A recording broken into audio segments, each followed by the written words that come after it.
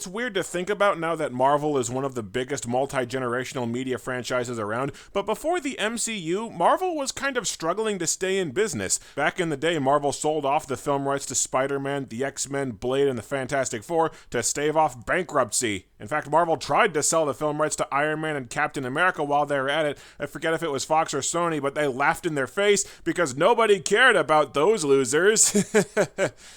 Man, how times have changed. Back in 2005, Marvel was still trying to figure out how to capitalize on their characters in other media, and decided to give Electronic Arts a shot at adapting their superheroes into a video game. The first result of this union was Marvel Nemesis: Rise of the Imperfects, which was so terrible that Marvel tore up their EA contract immediately after that one game. I've been getting requests to review this game for years, but I haven't heard what's so terrible about it. It's just a fighting game with Marvel characters. It can't be worse than Avengers Battle for Earth, right? So why is this game so infamous, shall we say?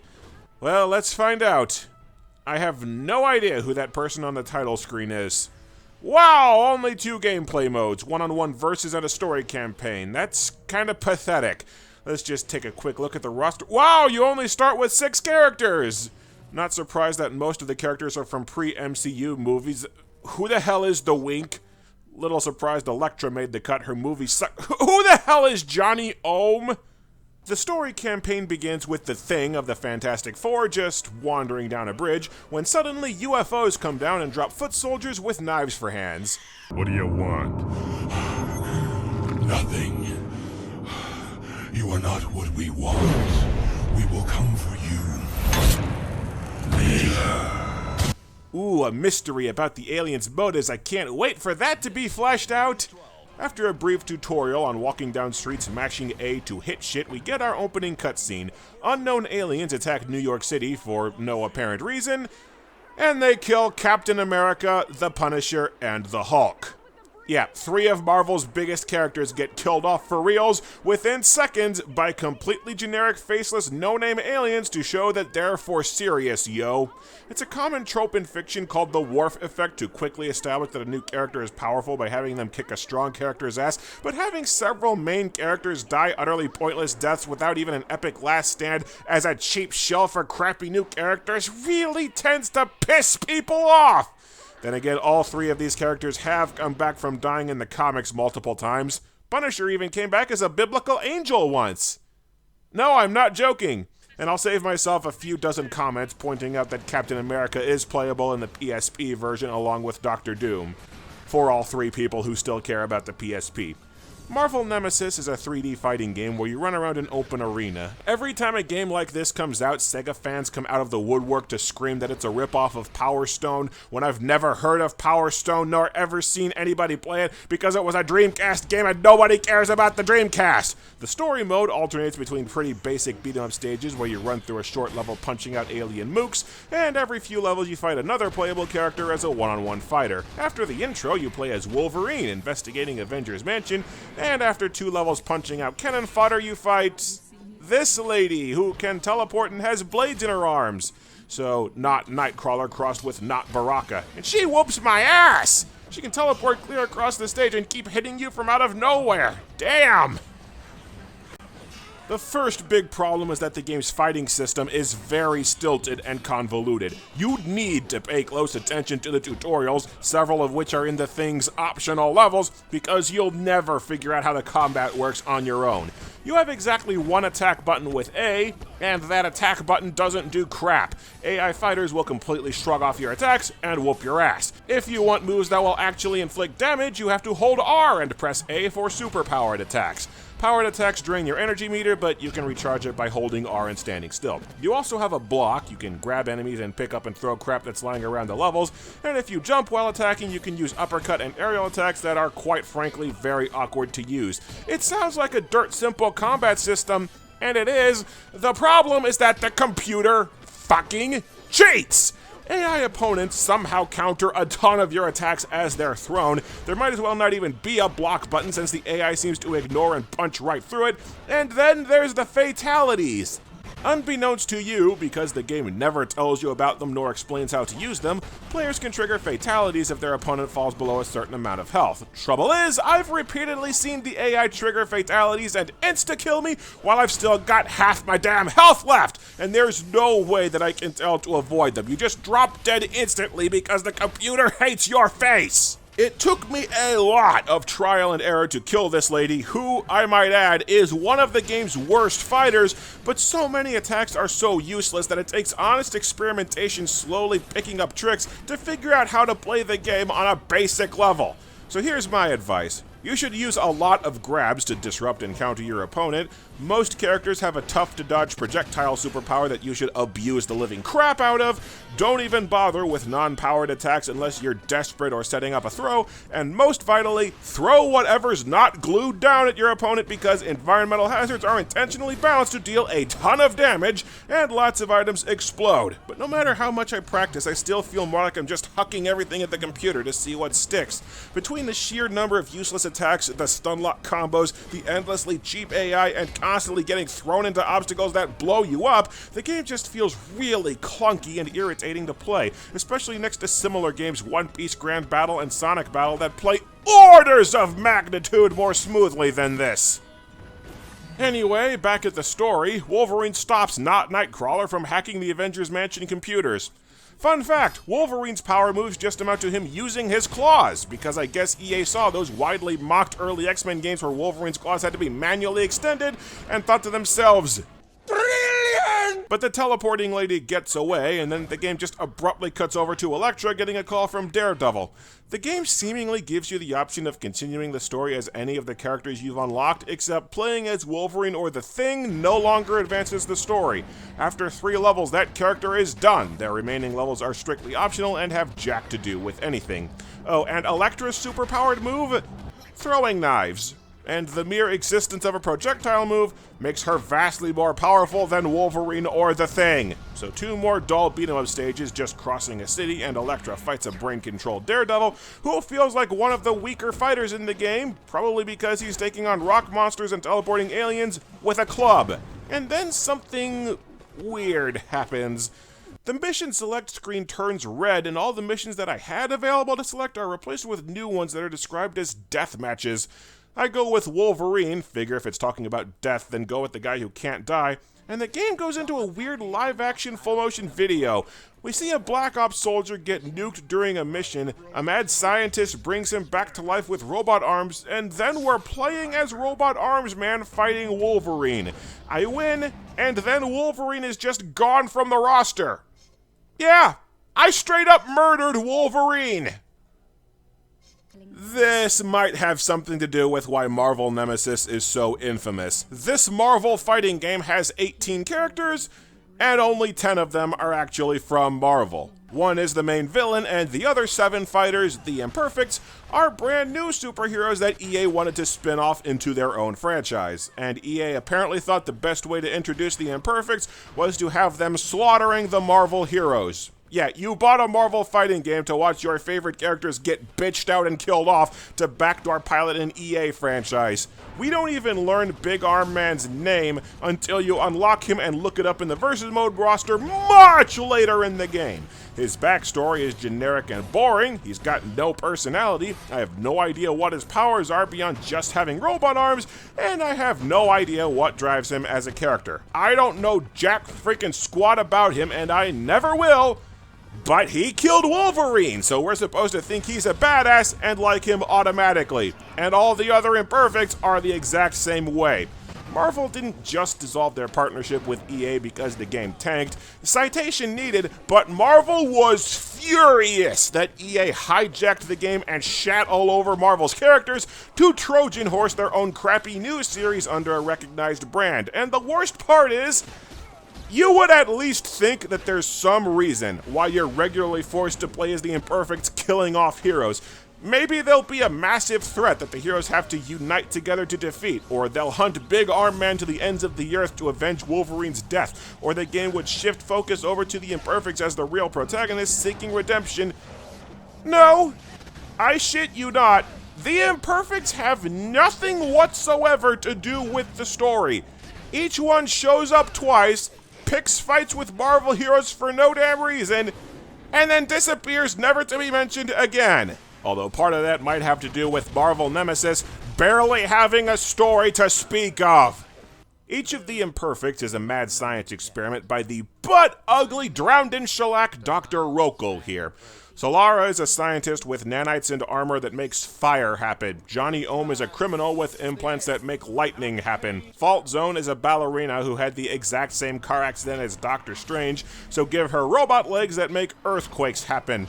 Hazmat is a scientist who was poisoned, so inject him with nanites that somehow make him a moveset clone of Venom, because firing green webs and running on all fours is how poison works, and the wink is just a magic gypsy. Why are any of the Imperfects killing Marvel heroes? Why are they working for Rokel? Is Rokel working for the alien invaders? Are the Imperfects fighting the invaders?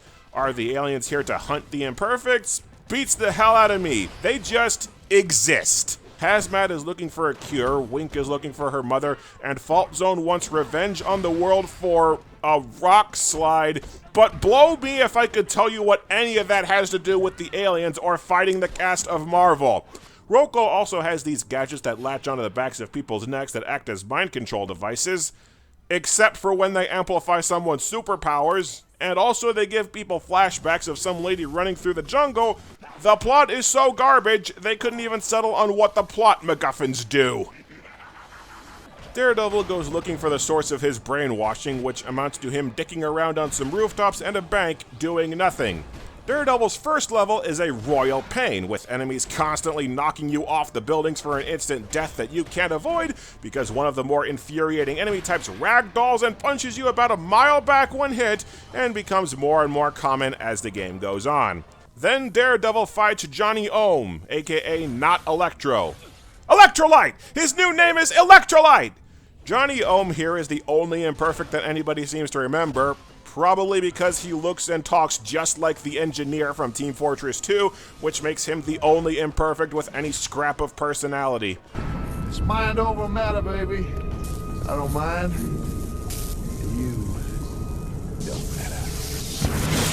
You may have noticed that Electrolyte is a cheap asshole who keeps thundering you to death at a distance, but eventually I defeat him by exploiting the cheap combat. See, players have 2 health bars, and the top one kind of acts like a shield that regenerates. If a player's first health bar depletes, you can deal heavy damage to their real health bar and quickly end a fight. So if one player gets off just one good combo, you can pretty decisively win right away without giving the other player any chance to recover. Just like all good fighting games!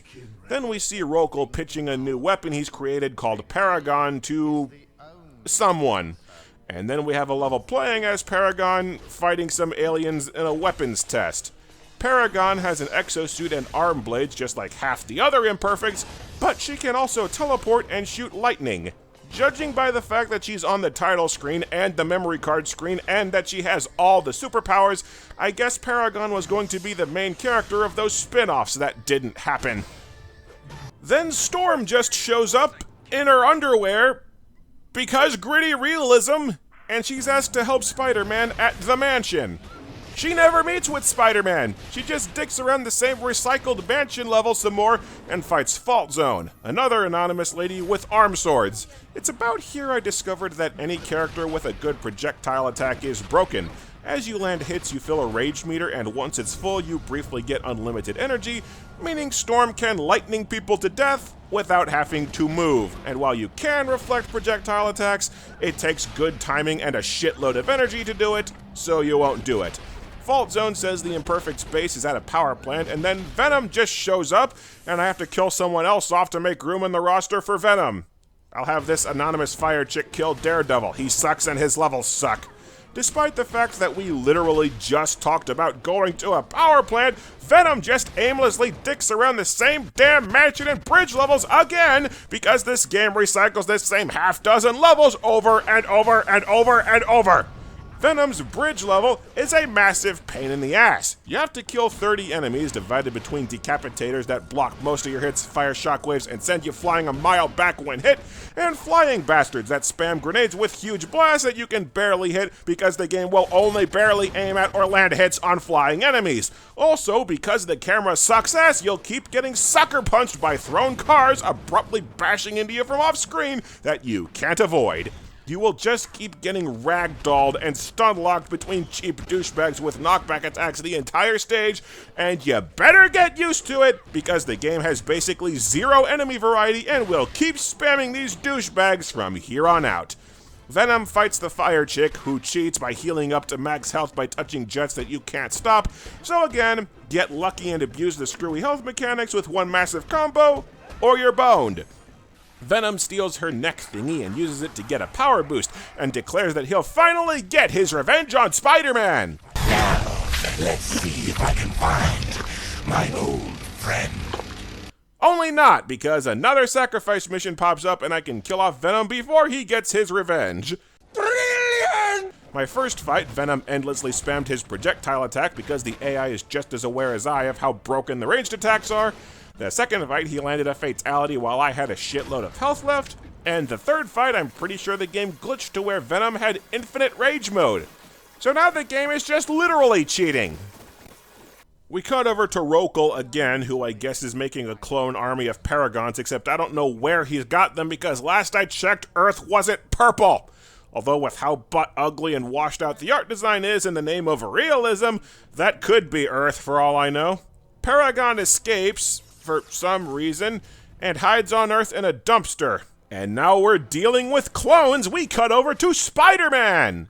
A badly modeled, kinda shrunken head Spider-Man.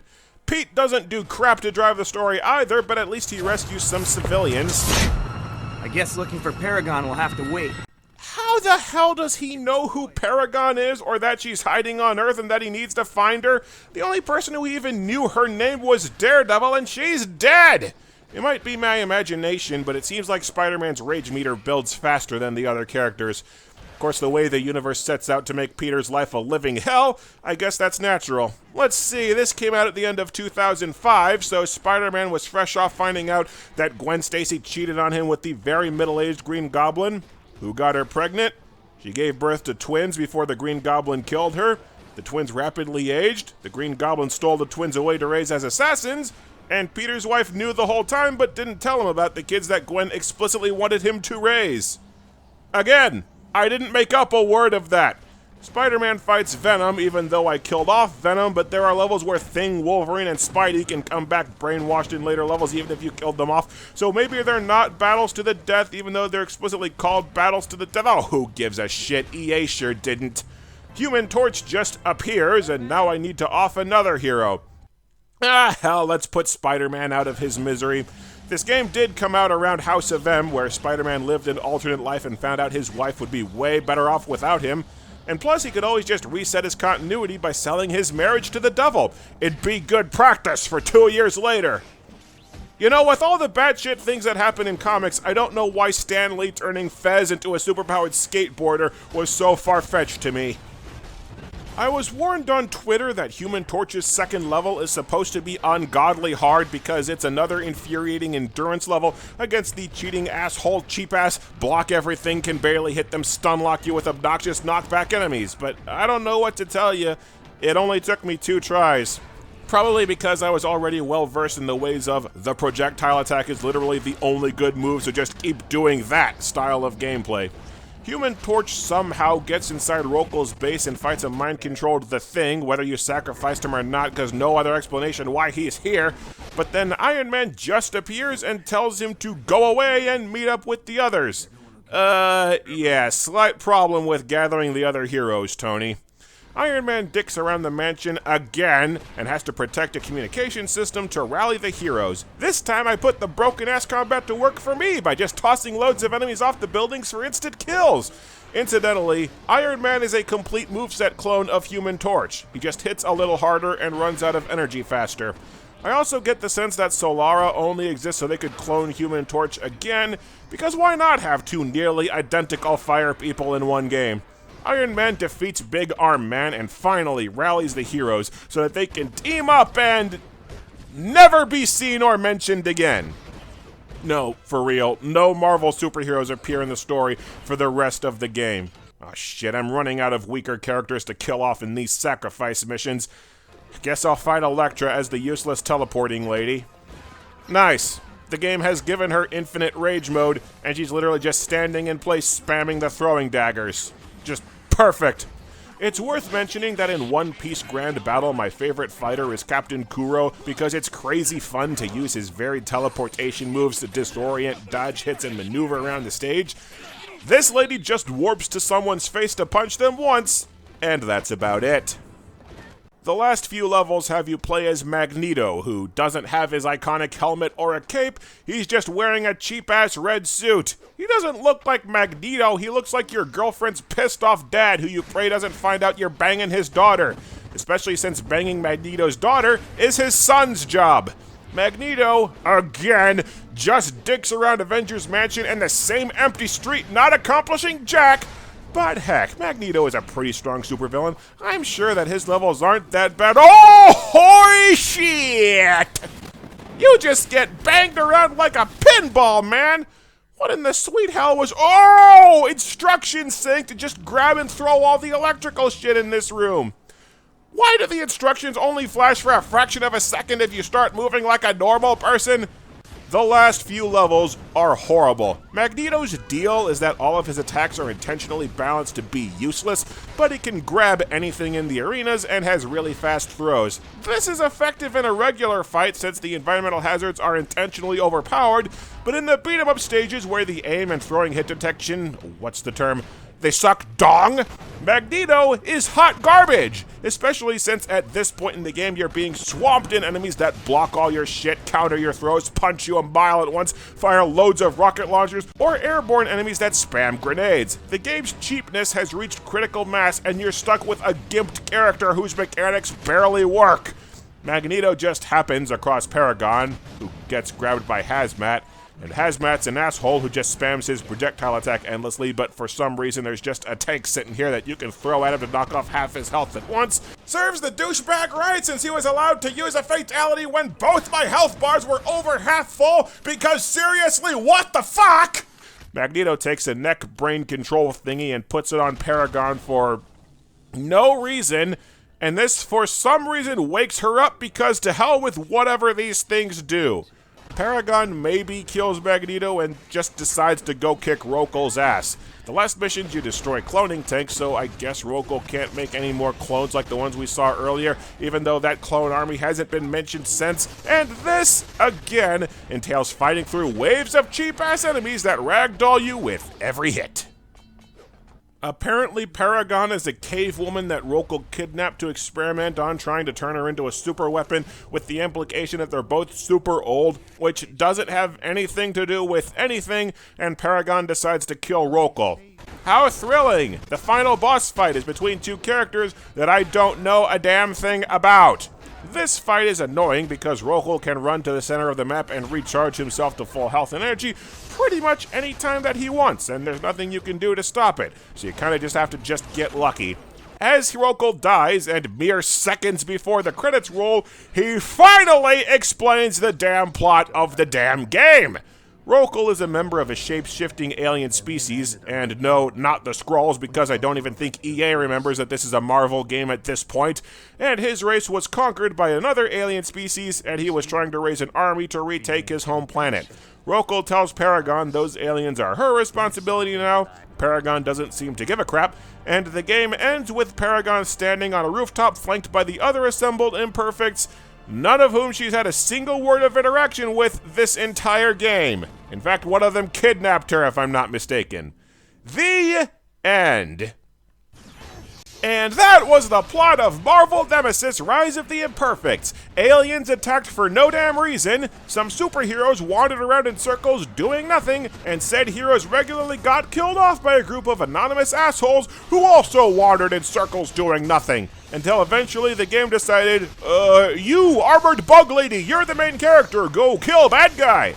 I still don't know why Rokal and his aliens invaded Earth in the first place. I get they're looking for Paragon, but she doesn't escape and hide on Earth until a 2/3 mark long after the invasion began. I don't know why the Imperfects were killing Marvel people. I don't know why these Imperfects just decide to take orders from Paragon now that their boss, who had explicit leverage on several of them all, is dead, especially given that none of them seem to know a damn thing about her. I don't know why Rokal has a group of 6-second stringers hanging around when he's got an army of vastly more powerful Paragon clones.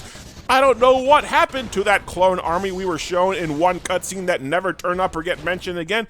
Hell, I don't know why the Imperfects are even here when Paragon is literally the only character in a cast of 18 that has any relevance to the plot. The other Imperfects don't do anything but show up for the group photo. This game has no plot, and yet somehow the tiny threads of a story that it does have are still confusing, self-contradictory, and stupid.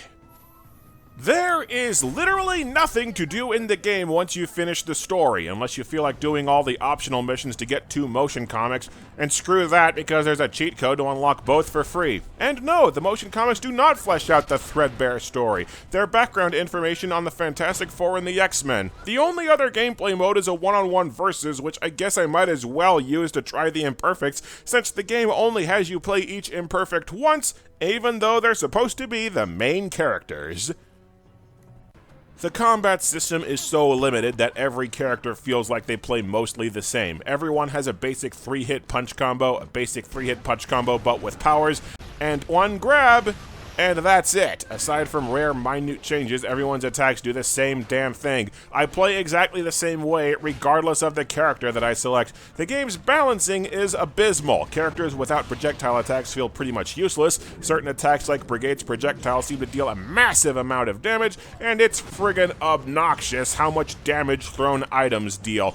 This fight, where I'm Venom fighting Hazmat, is a good example. Throwing 2 cars at him pretty much kills him all on its own, and meanwhile, with this fustercluck right here, I'm not even sure what killed me. It's very annoying how many exploding items fill some of the stages that you can get tossed into without warning, made worse by how the camera disorientingly cuts and zooms in on players exploding. And some arenas, it's very possible to ring someone out for cheap instant kills that you pretty much can't recover from. For some stupid reason, the AI is allowed to use fatalities even if it's not the end of the match. Here I'm fighting Iron Man as Elektra, and then he just insta-kills me with a fatality while I still have half my damn health left, and I get vaporized only to rematerialize because the match isn't over yet. I actually did trigger a fatality playing as Storm, doing the input for a powered grab several times, but I was never able to replicate it, and I'm still not sure why it worked. Each character's stats are listed on the character select screen, and apparently Paragon and Rokal deliberately have baseline stats that are 2 to 3 times bigger than anybody else's, so I did a fight of Paragon versus Johnny Ohm, and I completely obliterated him within seconds. It is ridiculous how much damage Paragon deals. But on top of the crappy combat system, the game just doesn't feel like it has any variety to it. Presence of a projectile attack aside, the only major difference between characters is that some can fly, some can web swing, and 2 can teleport, which doesn't even have that much impact on combat. Past that, it's just tweaks in power output and energy consumption. Between a woefully homogenized cast and levels with very little practical difference between them, every fight just feels the damn same, and it gets old fast.